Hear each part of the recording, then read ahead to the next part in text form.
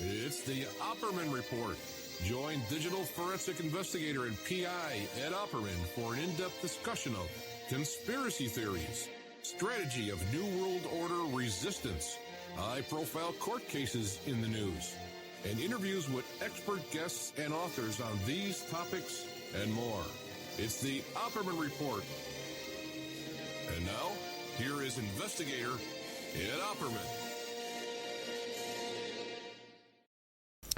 Okay, welcome to the Opperman Report. I'm your host, Private Investigator Ed Opperman. The show is brought to you by the generosity of our sponsors who sponsor the show by advertising.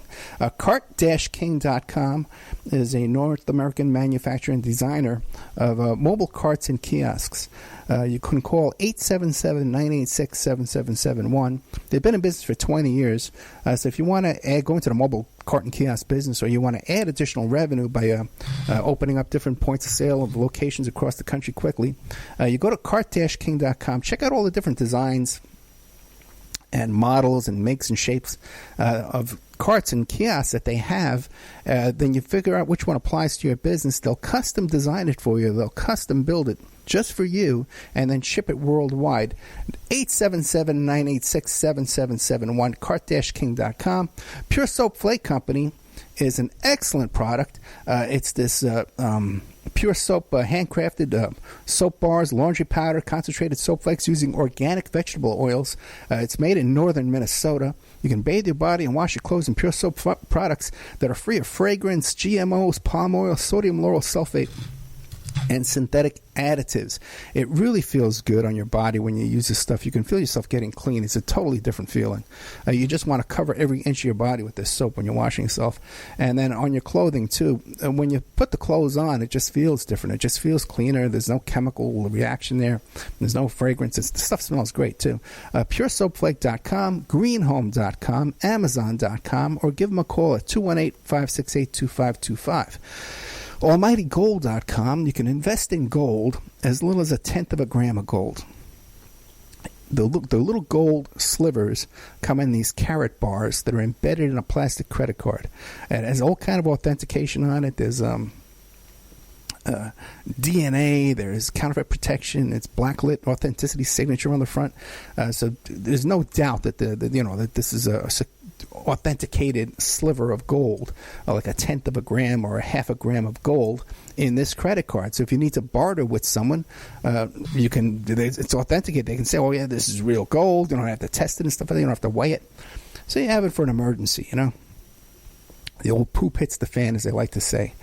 AlmightyGold.com also has a cryptocurrency that's backed by gold, and also too, there's you become an affiliate and get into the gold business by putting a little affiliate link in your Twitter or your Facebook or your social media, your blog, whatever you're doing there online, or your YouTube channel. YouTubers can do this as well. And you become an affiliate of AlmightyGold.com. So gold. AlmightyGold.com. EmailRevealer.com. That's my website.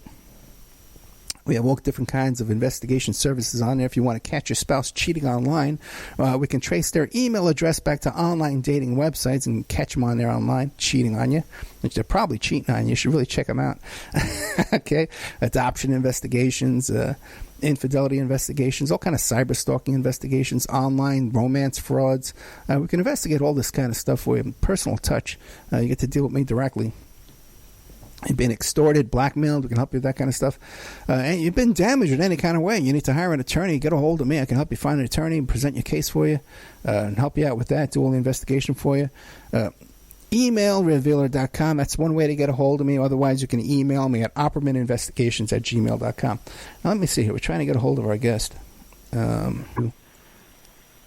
All right, so we're back with this is sort of like a part 2, a continued interview with our guest, who's a former Proud Boy. Former Proud Boy, are you there? Yes, I am. And do you want to remind the audience a little bit about yourself? Yeah, I'm probably older than most of the guys that are in the group. Grew up in the suburbs, went to university, graduate school, work, marriage, just sort of a regular kind of suburban. Uneventful life. There are certain things that happen, but they sort of speak to who I am. Trying to keep my anonymity here.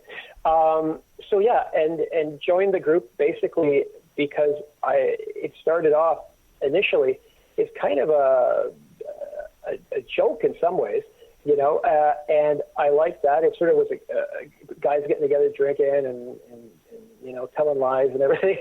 And yeah, I like that. I always, people speak about, the like fraternities and so forth, and they're all terrible and so forth. Sometimes those groups, you get a sense of camaraderie, and you keep those friendships for life.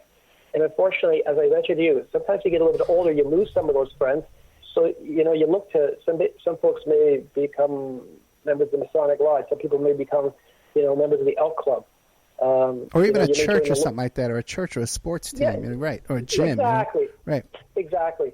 So that was sort of the catalyst for me getting involved. But, I did believe in some of the political things or some of the tenets. But as time went on, and I don't really think I spoke to this fact that as time went on, I was becoming a bit of a marked man in the group because anytime somebody was actively saying that, they're going to be involved in a protest, I would say, no, just don't. I think it's the wrong thing to do. Just stay home, right? It's not, it doesn't look good. And, I would say, just even if, like, you go to just the optics, it looks like shit. And, the group would be labeled as white supremacists. And then, these guys are manly men, so that, well, we don't care what we look like, man. Optics are for, And nobody listened. And then at a certain point, I even had a guy wanting to fight me. And I said, Christ, I'm not, like, if I'm your brother, so to speak, I'm not going to fight you. I mean, I'm here to defend you, if anything. So, then at that point, I was like, what the hell? I don't need this. Although, I still have a loose affiliation, and I'm friends with some of these guys. But others, I keep a friendship an association with, we'll say. But in a way, that association might be as much based on keep that association because if they don't have it, then it may cause problems. That's sort of where the group has sort of gone lately. But you would describe that the reason you left the group is because they were participating in events that you felt were negative.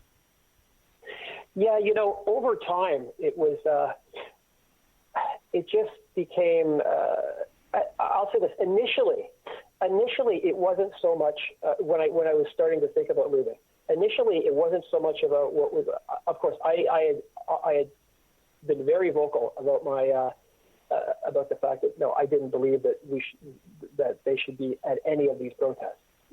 I didn't, and by the way, looking like complete assholes, wearing these the black and gold Fred Perry shirts, or which was starting to look like a uniform. So that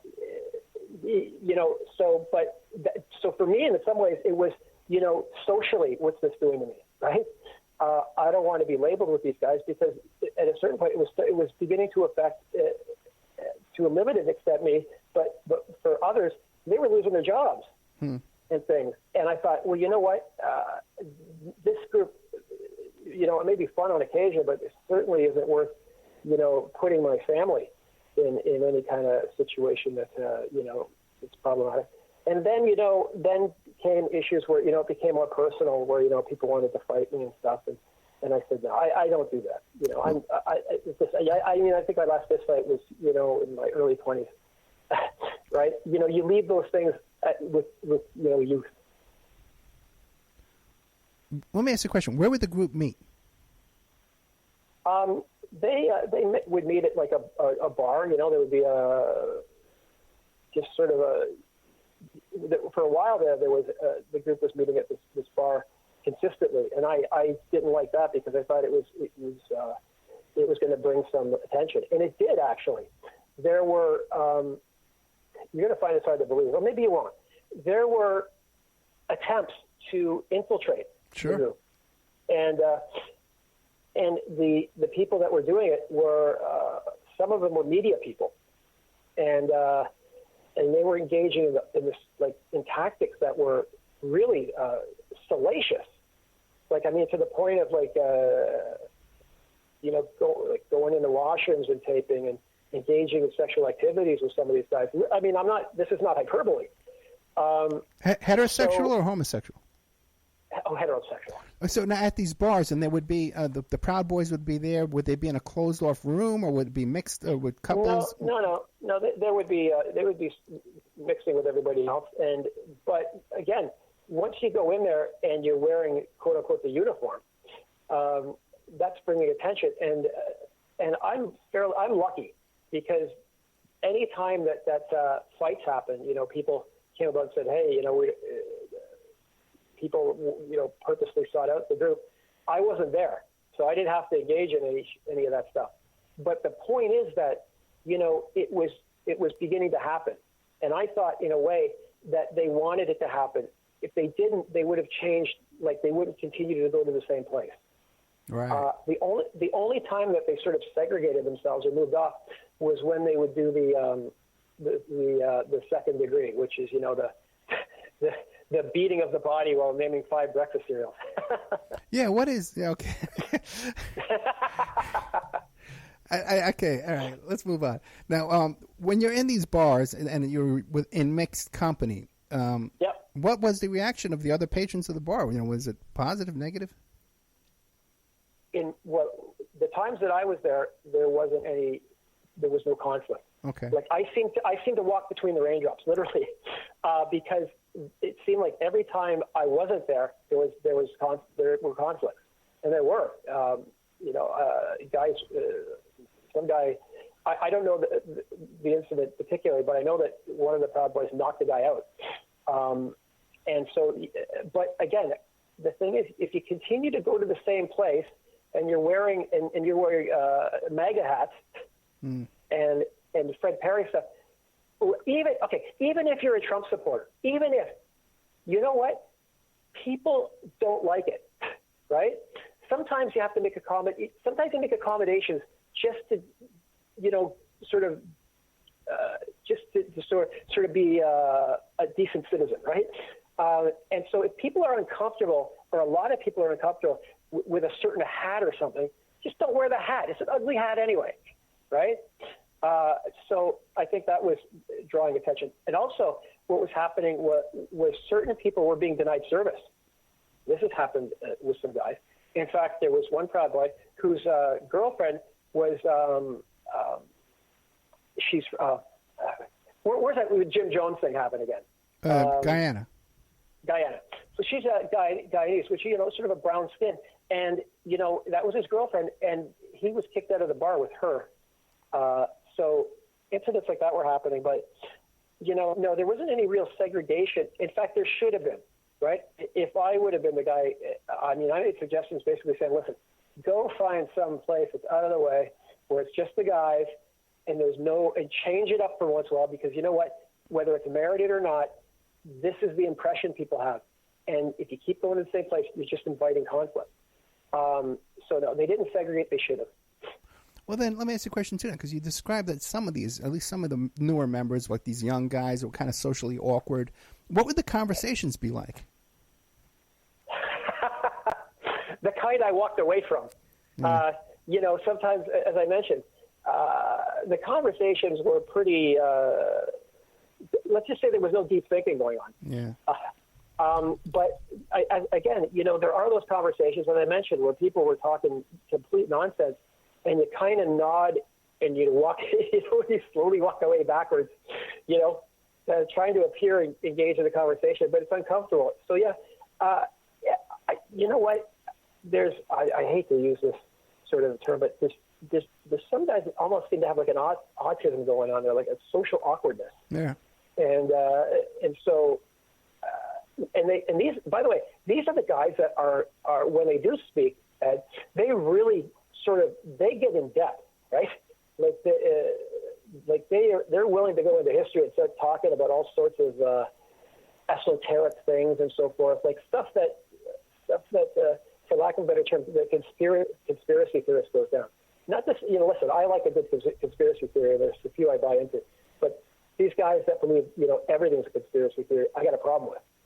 Yeah, it seems, and that's true even of many political meetups and groups and stuff like that. You meet up people for a common cause, and there's just some people that are just that's their only contact with the outside world. They're just so isolated and socially awkward, like you said. So that's on every level, you know. There's just bizarre people who show up. They dress bizarrely, you know, and they're just, you know, and then there's also that bunch that love to draw attention to themselves and get up and start making a speech. It's all about themselves, really, and not about the issue you're discussing. You know, And you know, and one thing I noticed in discussions, and this is another thing that was sort of turning me off. There's you know, you're a Christian, you know, and there's something called the sin of an obdurate heart. It's basically the sin of hard-heartedness. Okay, and you know, I remember being at one of these meetups, and this guy was leaving a little bit early, and he was driving my way. So I said, you know, you mind dropping me off? No problem. So he and I were walking, and he was one of these guys that also I thought, you know, he fit in but barely. And so he and I were walking, and there was a protest, or a silent protest, outside of the mayor of our city. And the reason for the protest was homelessness, okay? And so, you know, I went and spoke with the people because I'm with them, right? Homelessness is in this day and age, is just, there's no reason for it, right? I mean, we could remedy it, you know, with a sweep of a pen. But, you know, so I spoke with them, but he was very silent.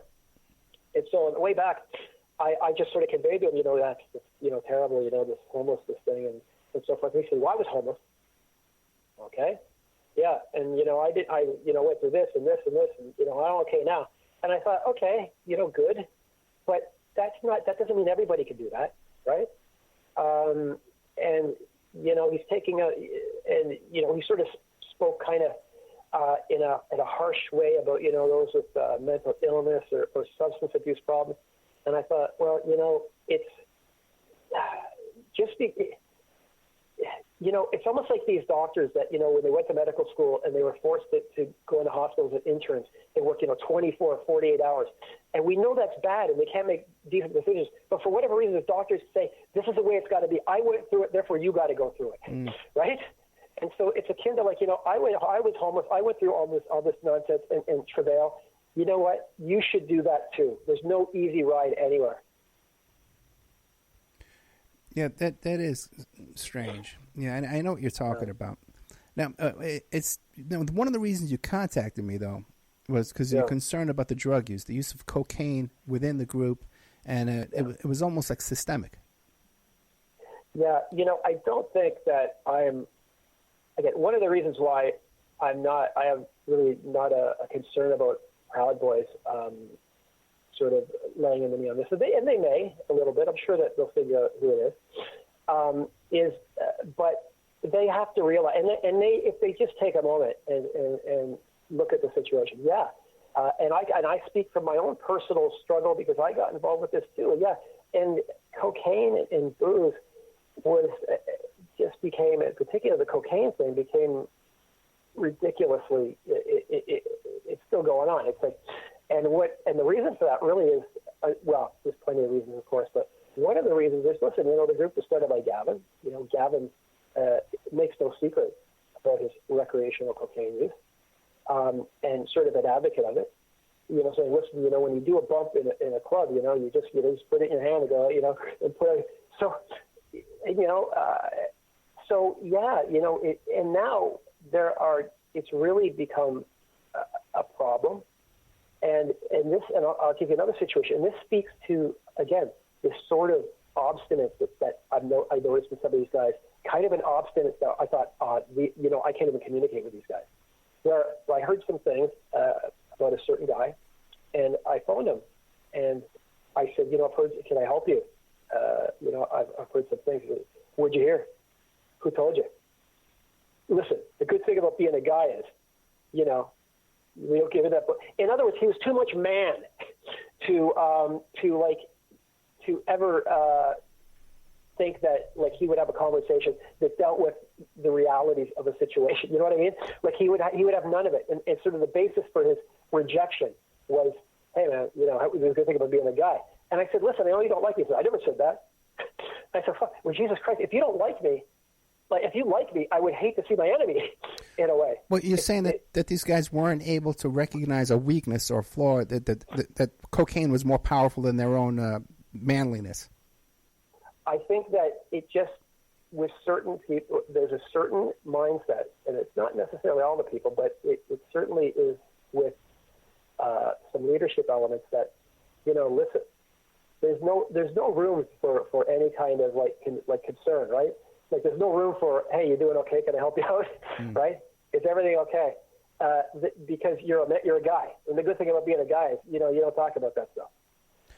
It's very silly, but you know what? In a way, it's scary because I can't deal with a person, a guy impersonating a human being, like a guy wearing a human being suit, right?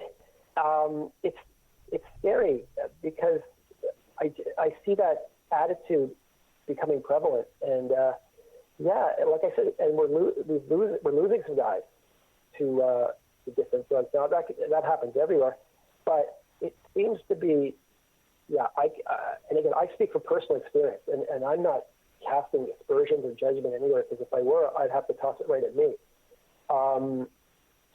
It's becoming a real problem, and I think it's clouding thinking, or at least people aren't willing to discuss it in a way that says, you know what I mean. Let me ask you this, because it seems like one of the tenets of the group, or one of the groups that they're trying to attract, or they're trying to portray, is this image of machismo, that these are manly men, right? We're manly men. But in reality, did you find that these people were manly men, or were they more, because I usually find that people that really have to go overboard and tell you how manly they are. There's other issues there. You notice any of that? Actually, you know what? You would think that would be the case, right? Because, like in life, that seems to be the case. With this group, no. I don't. I think that the guys that I was with, they seem to be firmly. Listen, they have flaws and issues and stuff, but they are firmly entrenched in this like machismo, or like He-Man Woman Haters Club, that sort of thing. There's no. They're usually a lot of the guys are larger guys. There's no. And were these men actively involved in relationships with women? Yes, for the most part. Yeah, there is a group, or there are women that are attracted to this to the group, to the tenets of the group. And so what happens is, people seem to, are you going to the protest? Is Debbie going to be there? Sure. Right. And so, there's, in fact, that's a great question, because I'm thinking about certain individuals. And yes, we're talking people that are married. We're talking people that have been in long-term relationships. And I am just sort of going from my own, just sort of digging through my limited capacity for memory here. No, these guys are in relationships with women, yeah. Okay, so if I was a single guy and I wanted to meet girls, I would say, hey, boy, this is a good group for me to join because I'll be able to meet women. No, I'm serious. No, I'm just serious. Because, I go to events because I know there's going to be women there. I'll go to Bernie rallies because I know there's women there. I know there's single women there. Oh, no, I hear you. I mean, I was a member of a political party for years, and one of the catalysts for rejoining was the fact that, I wanted to put myself out there. Yeah. So, I used to say, so this is to say, the Democratic Party. It's a party. I mean, there's nothing more fun than going to a convention, where the bathtubs are full of beer cans, and there's all these hospitality suites and so forth. A union or a group or whatever will have these hospitality suites, and it'll be sort of for one party. And then, another political party will have a convention, say, a month later, and they're there too. Yeah. They're dipping their wand into every plate. I have no analogy. So there would be a motivation to join the Proud Boys is this would be a way to meet women. Oh no. Like I said, I don't. These guys have relationships. Okay. But I don't. Listen. I think that these relationships, a lot of them, were happening before the Proud Boys. Okay. And I see a few that have happened because of this membership. But no, if anything, I would think membership in the group would be an impediment. Okay. Now you mentioned, too, about the drug use, about the cocaine use especially, right? And that the leadership of the group was involved in cocaine use openly, and they discuss it openly, and they advocate for it. Is that correct?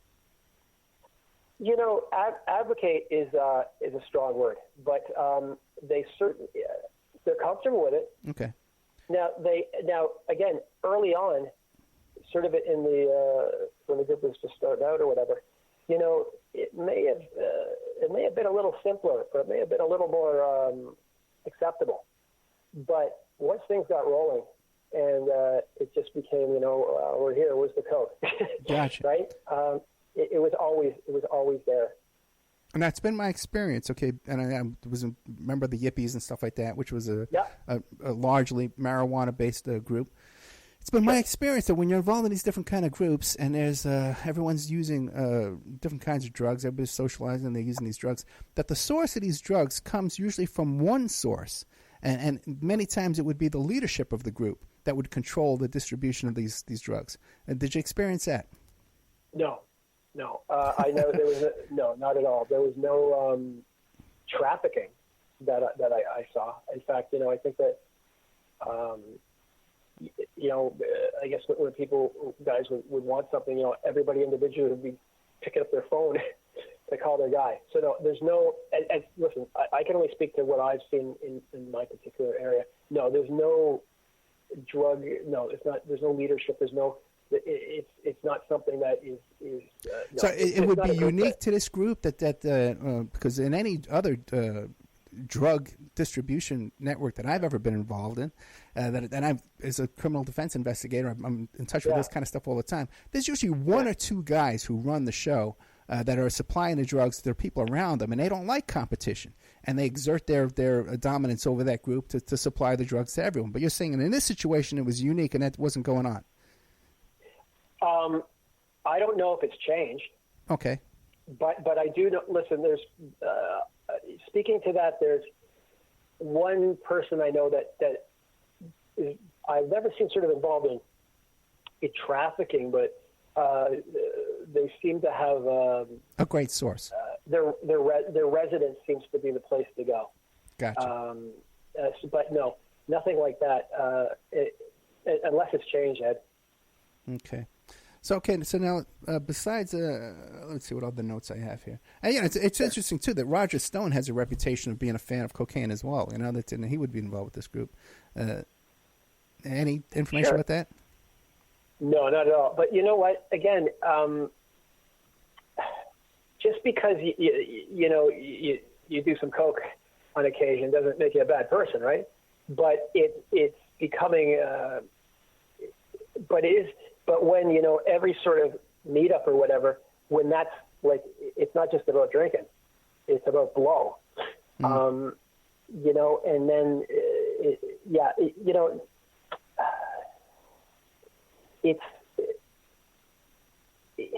becoming an issue, but sorry, Ed, what was the question? All my cocaine use is obviously, just eroded my brain. I'm sorry. I got lost. I got lost in my answer. I apologize. Well, I think we would both agree. We're both in our 50s. That if you could avoid using cocaine in your life, it's better not to get started with it than to get started with it. Oh yeah. Yeah, right. And so it's definitely. I at this point in my life, I see no benefit in it whatsoever. Do you see any benefit in it whatsoever? Benefit? I don't know. I mean, listen, I think all drugs are. I don't see the difference between a guy going home on the weekend and doing some cocaine or even an opiate if it's not going to be sort of governing their life in other situations. I'm not an advocate for cocaine use, but so. The only thing I could say is, in this context is saying, hey, we're out drinking all night long. We didn't want to go home, so let's do a couple of bumps of coke, right? But I would say, Yeah, I would say, well, then maybe if you've been out drinking, you've had too much to drink, and you're that tired, just go home. Maybe it's time to go home. I hear you, and you know, that's a very mature, Yeah, right. that's a very mature way of thinking. But remember, I think in a certain way that, at least for the Proud Boys, cocaine was it was kind of glamorized, right? Right. And so it just became something that was going on. But you know, listen, like I said, I don't care what people do. Like I agree with you there too. Yeah. Now the Proud Boys have been designated and by with the Southern Poverty Law Center and all these different groups as a terrorist organization. I think even NYPD is a terrorist. Really, I hate group, but I don't know terrorist. But okay, I'll accept that. And what would be your response to that? And I think it has been terrorist, huh? I don't believe so. But again, I'm not going to get caught up in whatever. I think that this is just my opinion. I think that the Southern Poverty Law Center was a great thing. Was a great institution. I mean, bringing down the Klan, and they have a great history. Yeah. Now, I've even spoken with people on the other side of the political spectrum, but people that are open-minded, and they admit that the Southern Poverty Law Association is not what it was.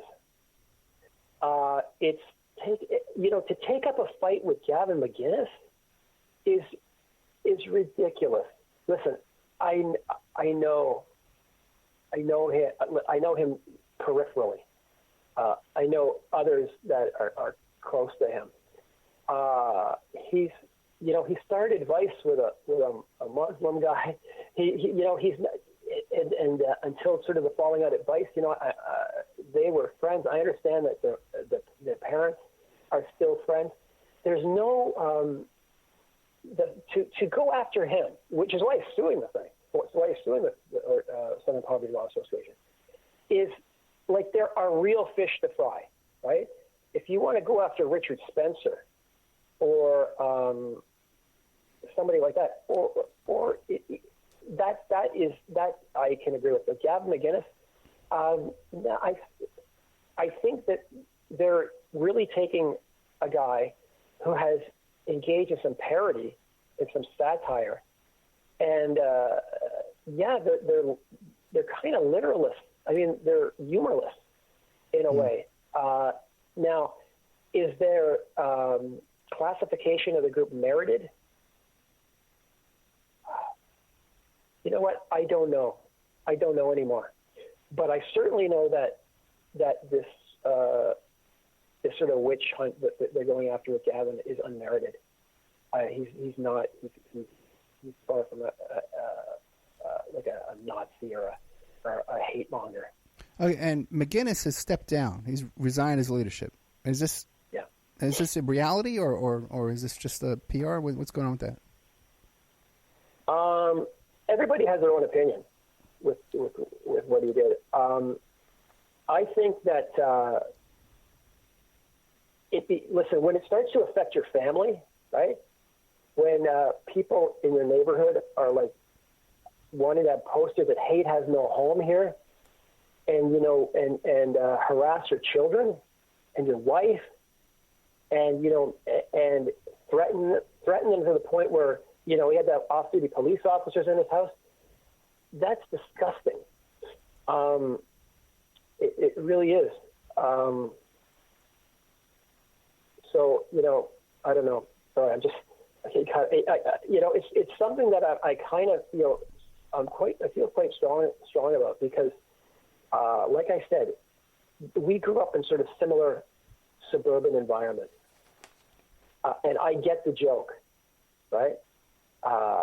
And I don't know what to say. You know what? It really is.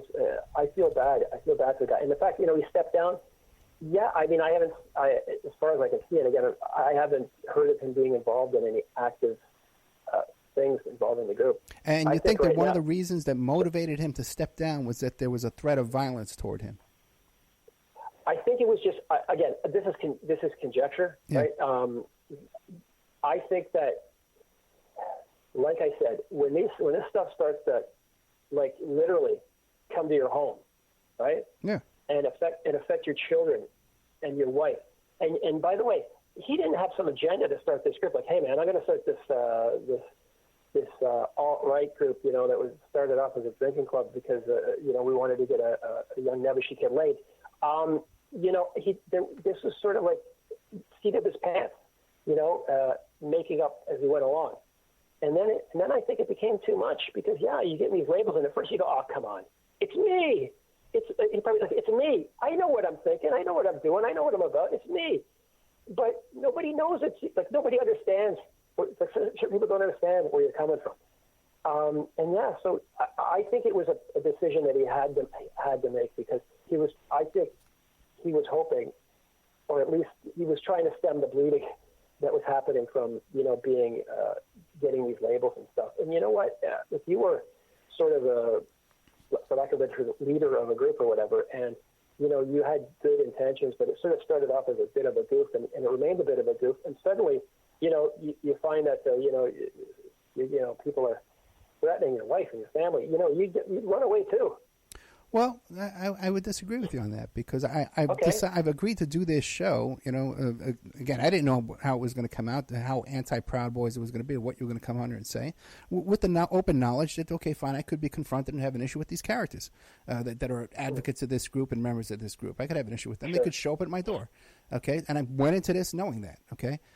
But now you say to me that here's a group that's founded on the principle that, hey, we consider violence to be a tool to promote our agenda here. And then he quits this group because, oh my goodness, violence and the threat of violence has entered my life and my home life. You don't see an irony in that? Right. Yeah, I do. He did, listen, I agree. He did say some things like these silly remarks that when you think about it, they were certainly not the thing to say, right? And he did, I guess, at least in one instance, say something that sort of suggested that he wanted some violence. But it's sort of like, we all make, maybe we're not always, here's a guy that, not only, this thing grew really quickly, right? You got Gavin McInnes who's hosting a show on Compound Media, which has a paywall. So you guys, like the people that have exposure to that is fairly limited. And suddenly he's got this tremendously large group under him. And so he doesn't know what to do, and he makes these half-assed comments. I agree that those comments certainly, and that fourth degree, like I mentioned before, does speak to violence. But I think that those are, you know what, again, it's tough for me to, it's one of those things, it's tough for me to defend. But I'm just trying to put myself in his shoes. And I know that I've put my foot in my mouth plenty of times. Maybe I've done it here too. But that's what I see that as. And I think he does too. But again, I'm just projection. Right? Okay. And but would the incident in Manhattan is what I think. Does anybody disagree that was instigated by the Proud Boys? Are you talking about the that was kind of recent, where he was doing some sort of skit, some sort of Japanese character? Yeah, right. No, and then there was a violent attack by Proud Boys on a.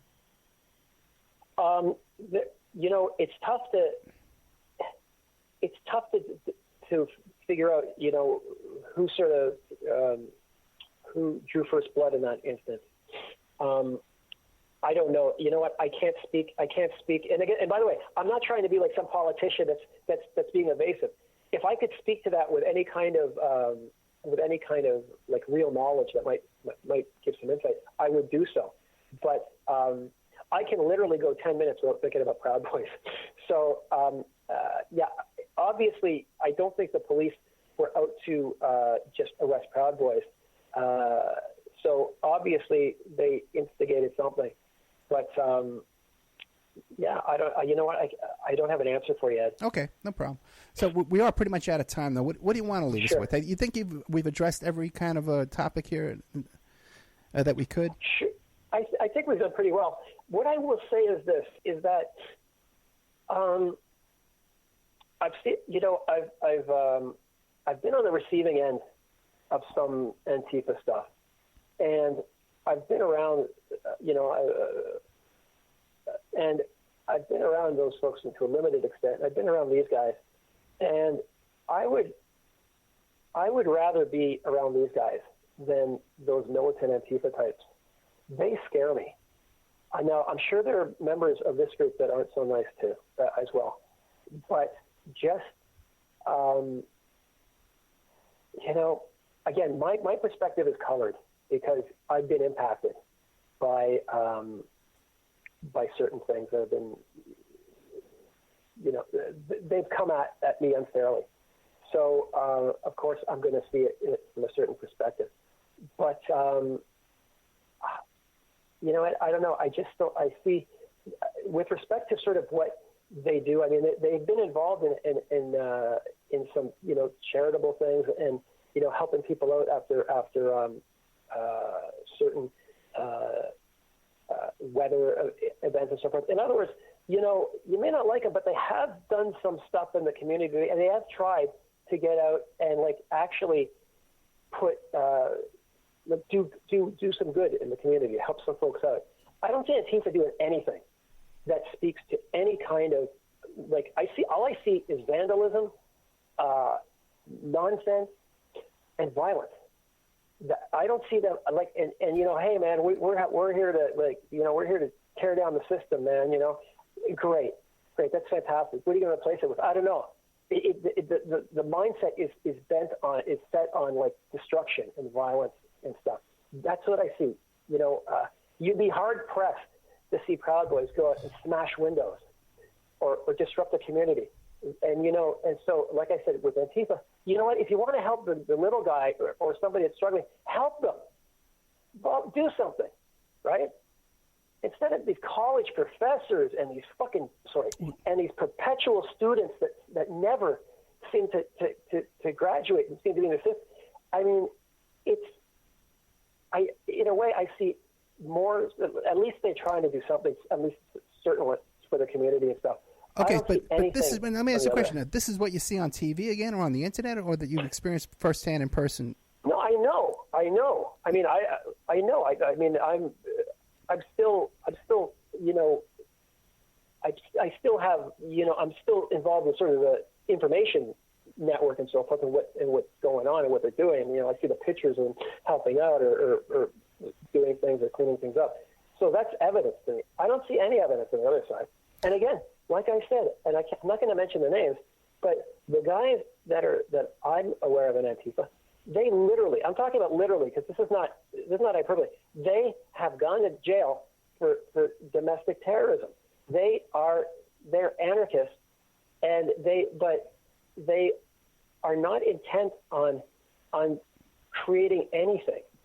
To me, they just seem to be intent on breaking things down, and God forbid they actually literally sort of help a homeless guy or do something like that. God forbid. I can tell you, because we talked about this off the air for a great length of time. We didn't talk about this on the air at all. But I can tell you right now, here locally, the same people involved with Antifa are the exact same people who are involved with groups like Food Not Bombs and Feeding the Homeless and all that kind of stuff. These are the same guys. The same people who were there at the anti. I don't want to mention specific events. I understand. But when people were killed by the police here, the same people were the same people you see later on with Antifa.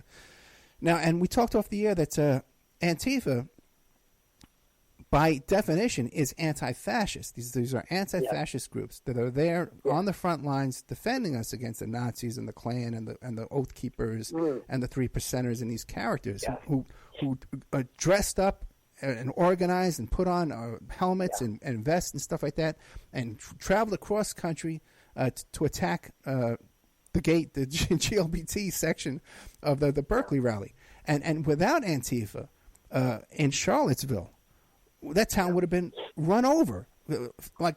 We had one on the other side physically run over a woman, an unarmed woman, all right?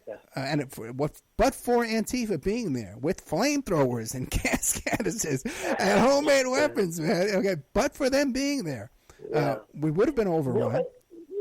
Listen, as I said, I'm anti-fascist. Okay. Right? I mean, come on. It's a select it's a select group of idiots that are, and we're talking like far right. You remember, the Proud Boys are mocked by the far right, not liked. Because they're considered I alt-right. know. But the point I was trying to address was your complaint about Antifa. My assertion, yeah. Right. Sure. And you say that, well, Antifa, certain members of Antifa have been arrested by the police. Well, of course, if we're anti-fascist, of course we're going to be targeted by the police. And COINTELPRO and these undercover FBI agents who come in and infiltrate and instigate and cause all kinds of problems. And many of the incidents you may be describing that you're concerned about Antifa doing, I can tell you from personal experience of a lifetime of being involved in this kind of stuff since I was a kid, 16 years old, that those characters many times you see are FBI and are paid by provocateurs and have all kinds of income coming in their life that no one can explain, okay, or no one can account for. I've heard that, and again, there are certain, if I. Having to retain this anonymity kind of is impacting my ability to respond to certain things because I have a if you've ever looked at sort of what's going on with me, I have certain insider relations with I can't get it, but in other words, I've heard this, and again, I know that the Proud Boys they've tried to be people have tried to get in and get information and so forth, but it was so overtly silly that ultimately it was discovered. But I don't know what kind of I don't think there would be much to be gained by kind of having an infiltration of the Proud Boys. That said, there is a guy that I know who sort of kind of drifted into every goddamn group that was arguably right of center. So, starting with Proud Boys and then into like the and now that he's an avowed like white supremacist and stuff. Now here's a guy that's a little bit older who I can't figure out like what his game is or whatever. So yeah, there's certain people I look at, but you know what? Like again, in a way, it's difficult because I'm speaking for the Proud Boys, a certain group, right? Which again is kind of in a position where they're disliked by Antifa, but they're also disliked by the people on the right because apparently we don't go far enough, or we didn't go far again when I was not a member. So I'm in a very difficult situation because I can't speak to these street or these radicals that literally come looking for a fight, right? But one thing about Antifa is they have a real odd strategy in some of these protests, where they do incite things. Like what'll happen is they'll have somebody throw something or do something, and then they suck them back into the crowd. And then they'll bring like a smaller woman up front. So if the person responds, hey, you hit the girl. It's very methodical and so now I've seen this. But Ed, there are bad people on both sides. And I sound like Trump. There are good people on both sides. But I'm not trying to mirror that. But like if you have a beef with sort of Nazis or white supremacists, your beef isn't with Proud Boys. Okay, I sent you some stuff, and you'll see in there it clearly says like there's no racism. None of this. That stuff will get you booted out. So. Listen, like I was saying, that's Richard Spencer types and so forth. That's not this group. And in a way, yeah, it's unfortunate because, here I am. I'm not even a member of the group anymore. And I left for reasons that were, a lot of it was looking at where the group was going and the potential for them to become something that I wouldn't have been comfortable with. But, it's, you know what? I'm not here to defend the actions of this alt-right group. I don't share their politics. I don't share their beliefs, and I certainly don't share their like any violent proclivities that they have. Well, that was a very political answer. No, I get you, but on the other hand, but you will criticize Antifa for standing up to the Proud Boys and being there and getting in your face. As I said, I'm not a protest guy. Okay, But it just, yeah, I'm critical of anybody that incites violence. Okay, so I've seen Antifa do it, so I'm critical of it. Obviously these 3%ers or whatever, they've done it, and I'm critical of it.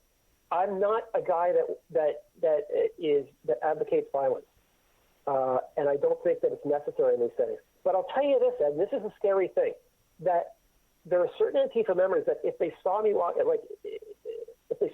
down the street, it would be a problem if they recognized me, and that's a scary thought, because you know what, you and I have spoken. I'm not some Nazi whatever, but like I said, there'll never be a dialogue. They don't want to listen, right? Well, yeah, but can I tell you something? Mr. Former, I wish I could use your name every now and Mr. Former President. Just recently, I was filming something down on Fremont Street, and the people with me said, "Oh, Ed Opperman's here," and I said, "Hey, dude," because even Trump supporters, even MAGA hat wearers, I got a problem with they're going to come and fight with me. So I live my life this way that I have this issue. Where you put yourself out there, Ed. Right. By the way, and again, that's something that amazes me, because I do not see, like, any of your content or what you believe is, you take ownership of it, and I don't see any reason why anybody would want to cause you harm or want to make your life uncomfortable. I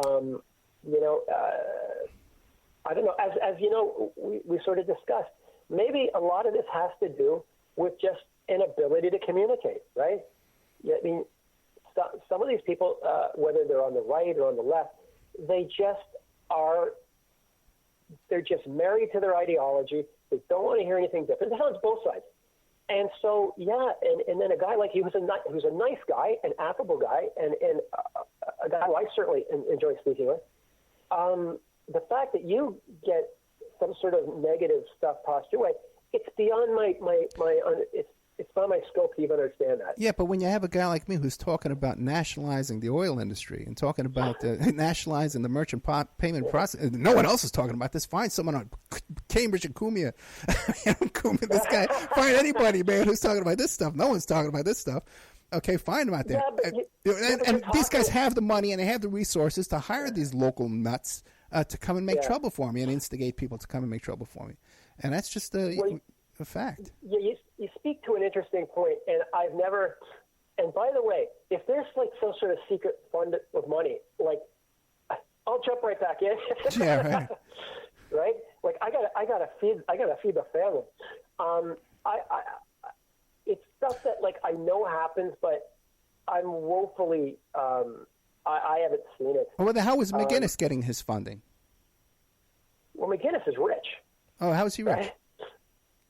Well, McInnes was the co-founder of Vice magazine, right? Okay. And the problem, and he brought up. So McInnes is rich. His funding is, some funding for the Southern Poverty Law Association lawsuit, I guess, comes from certain folks. But no, McInnes is rich. And by the way, wait. How do you get the money to co-found Vice magazine? What funds did he have to do that? Oh, that's a whole. Do you want it? I'll give you the Reader's Digest version of this. Vice was like a community paper, like some sort of almost like a paper, like a free paper that reached out to new Canadians in Montreal. Okay, and it was the person that was steering it was I forget his name. He's a Muslim guy. He's still with Vice. So what happened was McInnes came in and he wanted to get he saw some potential or whatever.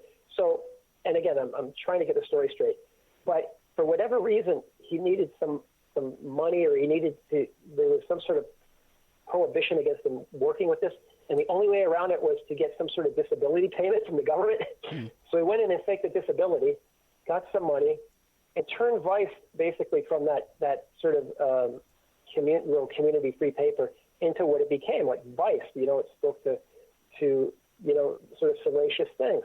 And then he brought his buddy Shane Smith on board, because he was good with sales and stuff. and they worked damn hard.